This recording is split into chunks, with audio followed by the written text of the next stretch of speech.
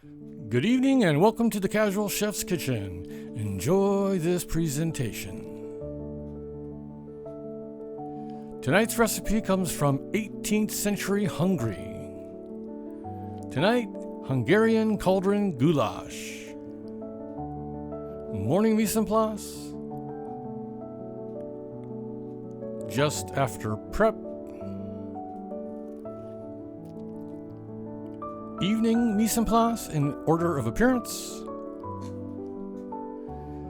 Melting and heating up the shortening. Add the onions and sauté at low.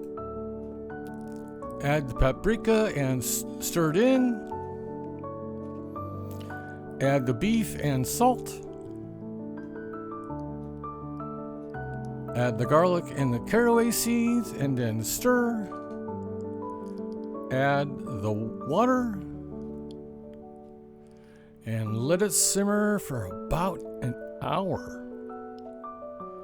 This is what it looks like after an hour. We add all the veggies and stir together.